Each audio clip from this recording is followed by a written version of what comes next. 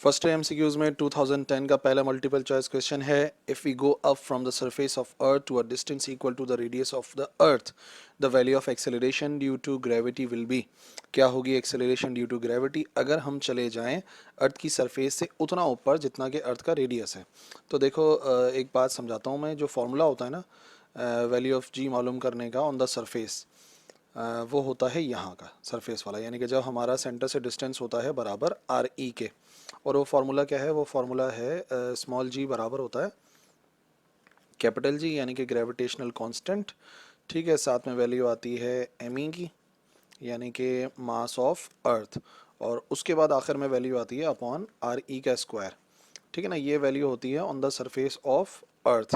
लेकिन अब यहाँ पे क्या कंडीशन गिवन है? यहाँ पे कंडीशन गिवन है कि हम अर्थ से उतना ऊपर चले गए जितना कि अर्थ का रेडियस है, यानी कि अब जो हमारा डिस्टेंस हो जाएगा ना टोटल सेंटर से, वो बराबर हो जाएगा 2 RE के, यानी कि 2 RE के। तो वहाँ पर अगर मैं जी डैश की वैल्यू निकालना चाहूँगा तो हम लिखेंगे यहाँ पे जी डैश इज़ इक्वल टू, क्या क्या वैल्यू आएगी? सबसे पहले आएगा कैपिटल जी, क्योंकि हमारे ऊपर जाने से कैपिटल जी नहीं बदलता, मास ऑफ अर्थ नहीं बदलता, लेकिन जो फ़र्क आएगा वो आ जाएगा आर ई के अंदर। और वो कितना आर ई हो जाएगा? वो हो जाएगा ट्वाइस ऑफ आर ई, क्योंकि हमारा डिस्टेंस जो है वो सेंटर से डबल हो गया है। और बाकी फिर इसका स्क्वायर तो करना ही है, तो यहाँ पे आ जाएगा 2 RE का स्क्वायर। अब आप ऑब्जर्व करो, 2 का स्क्वायर हो जाएगा 4। ठीक है, तो ये हो जाएगा 1/4। और इसके अलावा जो कुछ बचेगा वो क्या होगा? वो होगा जी होगा, एम ई होगा और आर ई का स्क्वायर होगा। और ये खुद पूरी वैल्यू किसके बराबर है? ये वैल्यू बराबर है जी के।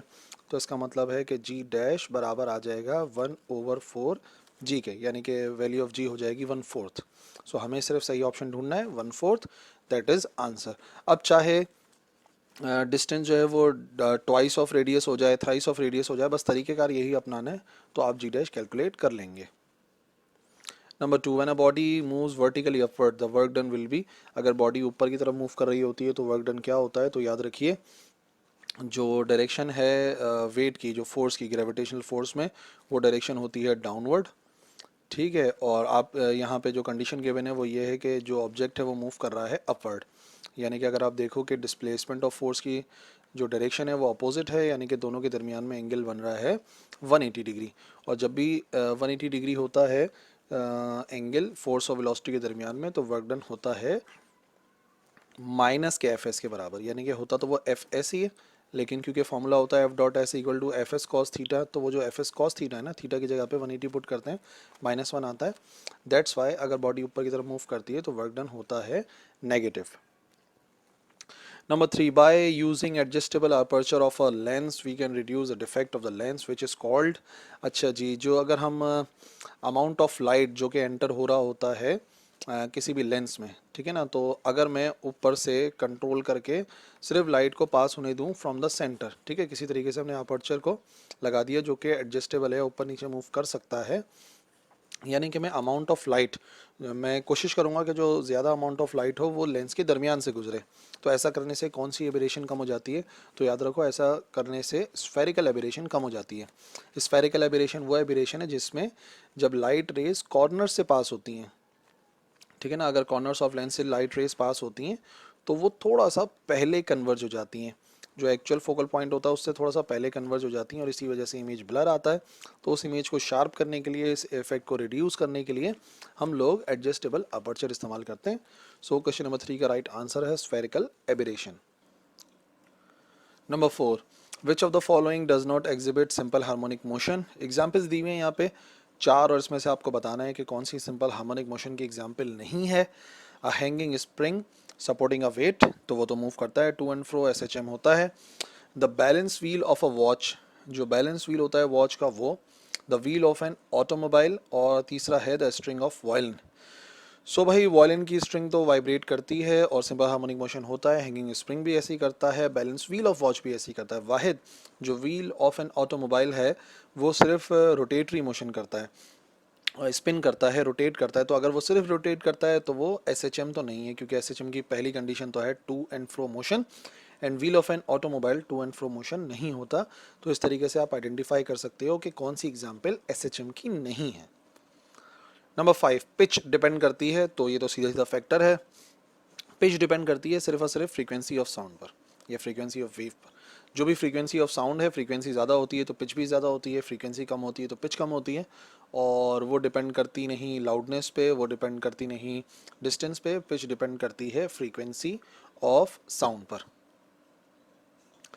Number 6, the velocity of sound in space, space में वेलोसिटी ऑफ साउंड कितनी है, तो मिक्सअप नहीं करना है। 332 जो है वो 0 डिग्री सेंटीग्रेड पे एयर में है, क्योंकि साउंड ट्रैवल नहीं करता है स्पेस से। साउंड जो है वो एक मैकेनिकल वेव है, ठीक है। मैकेनिकल वेव को ट्रैवल करने के लिए ज़रूरत होती है किसी न किसी मीडियम की, और क्योंकि स्पेस में कोई मीडियम है नहीं, वैक्यूम मौजूद है, खाली जगह है, तो वहाँ पे वेलोसिटी ऑफ साउंड है ही नहीं, साउंड ट्रैवल नहीं करता है इन स्पेस। और यही वजह है कि जो भी न्यूक्लियर फ्यूजन के धमाके वगैरह सन पर हो रहे हैं, स्टार्स पर हो रहे हैं, उनका साउंड हमें नहीं मिलता ज़रा बराबर भी। वजह यह है कि साउंड ट्रैवल ही नहीं कर सकता थ्रू स्पेस, यानी कि थ्रू वैक्यूम।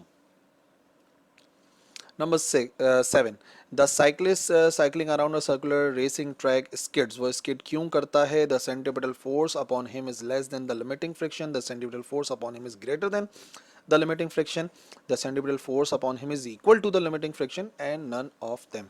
तो बात सारी ये है कि जब भी कोई साइक्लिस्ट यूनिफॉर्म सर्कुलर एक सर्कुलर पाथ में मूव कर रहा होता है, ठीक है ना, सर्कुलर मोशन कर रहा होता है, तो वो स्किड करता है, यानी कि अगर वो इस तरीके से रोटेट हो रहा होता है इस ट्रैक के अंदर, तो वो इस तरफ मूव करता है। इस तरफ मूव करने का मतलब ये है कि एक फोर्स होती है जो कि इस तरफ उसे मूव कराती है। अच्छा, रोकने वाली फोर्स जो सेंटर की तरफ रोकने की कोशिश करती है उसे कहते हैं सेंट्रीपिटल फोर्स, जो कि अप्लाई कर रही होती है, जो फ्रिक्शन है ना, जो टायर और रोड के दरमियान का फ्रिक्शन होता है, वो इसे रोक रहा होता है, यानी कि लिमिटिंग फ्रिक्शन जिसे हम एफ एस से भी शो करते हैं, वो इस तरीके से अप्लाई हो रहा होता है, ठीक है। जबकि जो सेंट्रीफ्यूगल फोर्स है वो क्या करती है, वो जो है सेंट्रीफ्यूगल फोर्स उसे अपोजिट डायरेक्शन में मूव कराने की कोशिश करती है। तो याद रखिए, अगर तो ये वाली फोर्स ज़्यादा होगी और जो लिमिटिंग फ्रिक्शन है वो कम होगी, तो उस नतीजे में हम देख सकते हैं कि जो साइक्लिस्ट है वो स्किड करेगा। तो राइट आंसर पहला वाला ही है, जो सेंट्रीपिटल फोर्स है upon him is less than the limiting friction. जो सेंट्रीपिटल फोर्स अप्लाई हो रही है, जो उसको सेंटर से अवे ले जाने की कोशिश कर रही थी, ये सेंट्रीफ्यूगल फोर्स होती है एक्चुअली, ठीक है ना, जो कि उसे अवे ले जा रही होती है, वो लिमिटिंग फ्रिक्शन से कम होती है। तो ऐसी सूरत में हम ऑब्जर्व करते हैं कि जो साइक्लिस्ट है वो स्किड करता है। Number 8. In Young's double slit experiment, the conditions for the constructive interference that the path difference must be.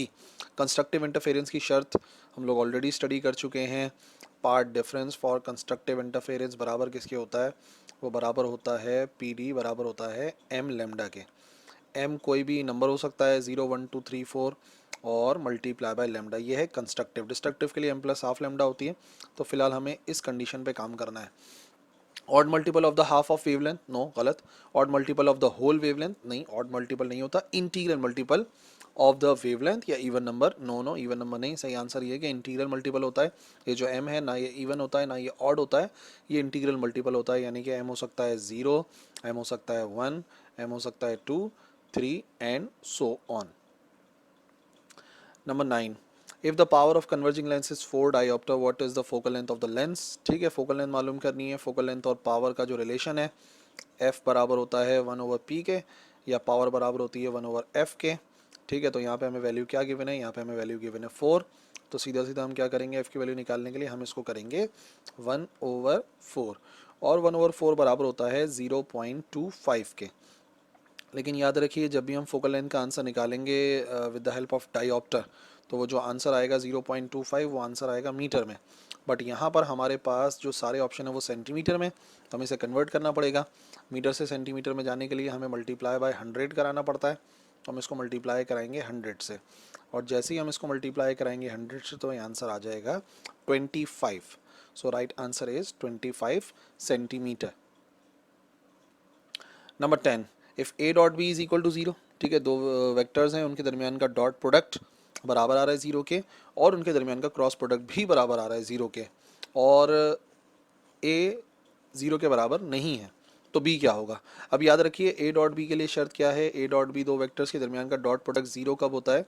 जब उनके दरमियान का एंगल बनता है 90 डिग्री, क्योंकि डॉट प्रोडक्ट के अंदर आता है cos थीटा, और cos 90 होता है बराबर 0 के।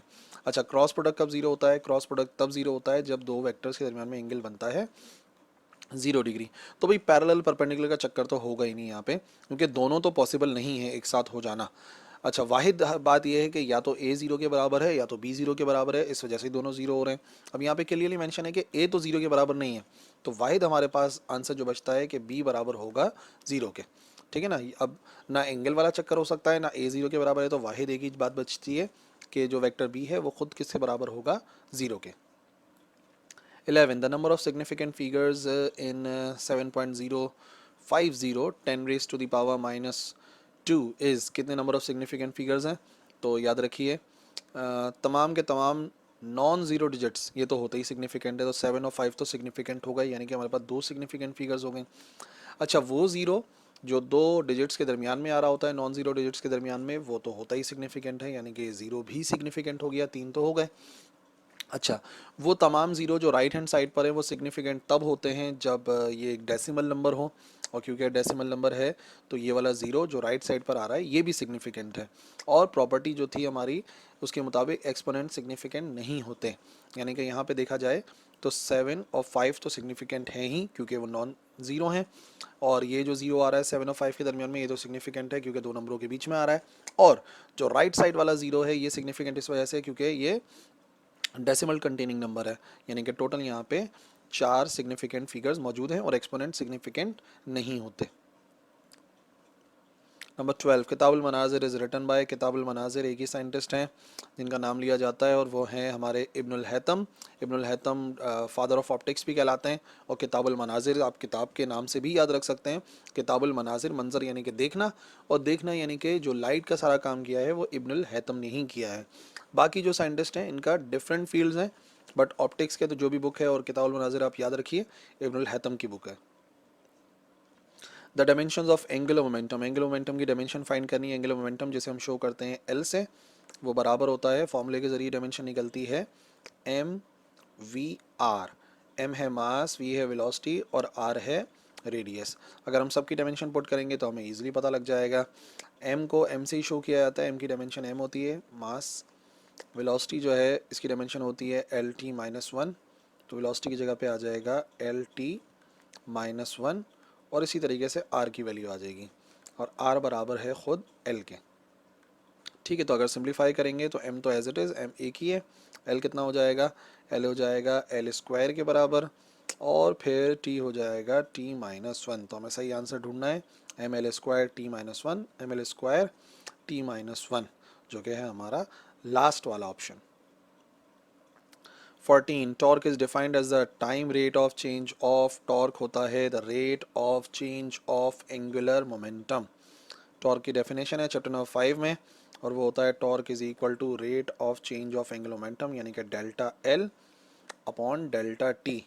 ठीक है, और थोड़ा सा मिक्सअप नहीं करना है, एक आइडिया के तौर पे बता रहा हूँ। Delta L over delta T तो होता है टॉर्क के बराबर, और यही अगर होता है linear momentum, the rate of change of linear momentum, तो वो कहलाती है फोर्स। लीनियर मोमेंटम का रेट ऑफ चेंज फोर्स होती है और एंगुलर मोमेंटम का रेट ऑफ चेंज बराबर होता है टॉर्क के। 15, Stokes law holds good for the bodies of all shapes, गलत जवाब। वजह यह है कि सिर्फ और सिर्फ स्फेयर के ऊपर अप्लाई करते हैं हुक्स लॉ को, viscous through non viscous medium नहीं, नॉन विस्कस मीडियम को नहीं, कुछ ना कुछ विस्कोसिटी होती है। मोशन थ्रू वैक्यूम नहीं, वैक्यूम भी नहीं होता, थ्रू एनी फ्लूइड होता है। Right answer is motion through viscous medium. कोई ना कोई विस्कस मीडियम से अगर कोई बॉडी मूव करती है तो फिर हम उसके ऊपर स्टोक्स लॉ अप्लाई करते हैं। ठीक है, तो ये सारे तीन ऑप्शन गलत हो गए, चौथा ही सही है। Number 16, how many meters will a 20 kilogram ball starting from rest falls freely in 1 second? ठीक है, तो ये न्यूमेरिकल है, मास गिवन है। ठीक है, हमें वी आई गिवन है, वी आई हो गया स्टार्टिंग फ्रॉम रेस्ट और fall freely for 1 second, 1 second तक मूव कर रहा है। तो यहाँ पर जो है वो आप डेटा देख लो, डेटा के अंदर क्या क्या चीज़ है। रेस्ट वी आई आ गया, और फिर हमारे पास टाइम आ गया, और डिस्टेंस मालूम करना है तो सेकेंड इक्वेशन एस बराबर होता है V I T plus half A T square, V I यानी कि इनिशियल वेलोसिटी, टी आ गया टाइम क्योंकि टाइम हमें गिवन है, और फिर प्लस आता है 1/2 ए टी स्क्वायर, 1/2 तो कांस्टेंट है, और बाकी एक्सेलरेशन, और साथ में आता है टी का स्क्वायर। बस हमें वैल्यूज पुट करनी है। जब बॉडी ऊपर से नीचे मूव कर रही है तो 9.8 आएगा, वी आई 0 के बराबर है, यहाँ पे आ जाएगा 0 इंटू टी। टाइम कितना लग रहा है, टाइम लग रहा है 1 सेकेंड, तो यहाँ पे सीधा सीधा आ जाएगा टी की जगह पे 1, फिर आ जाएगा 1/2 खुद बराबर होता है 0.5 के, तो ये हो गया 0.5। फिर आ गई वैल्यू ऑफ ए एक्सेलरेशन, ऊपर से नीचे आते हुए एक्सेलरेशन कितना होता है, एक्सेलरेशन होता है 9.8। और फाइनली हमारे पास वैल्यू आ जाएगी टी के स्क्वायर की, और टी क्योंकि 1 है तो 1 का स्क्वायर भी करेंगे तो बराबर आ जाएगा 1 के, यानी कि सीधा सीधा हमारे पास आएगा 9.8 इंटू 0.5। ये वैल्यू 0 हो गई, 1 से मल्टीप्लाई होने का कोई फ़ायदा नहीं है, वही आएगा आंसर। तो 9.8 इंटू 0.5 ये हो जाएगा 4.9 metres. 17 the horizontal range of projectile depends upon, जो हॉरिजॉन्टल रेंज होती है प्रोजेक्टाइल की वो डिपेंड करती है the angle of projection G at the place the velocity of projection all of them. तो राइट आंसर है ऑल ऑफ देम, क्योंकि अगर आप हॉरिजॉन्टल रेंज का फॉर्मूला यूज़ करोगे तो हॉरिजॉन्टल रेंज का फॉर्मूला बराबर होता है R is equal to V naught square. We not का मतलब हो गया इनिशियल वेलोसिटी, तो वो तो है ही।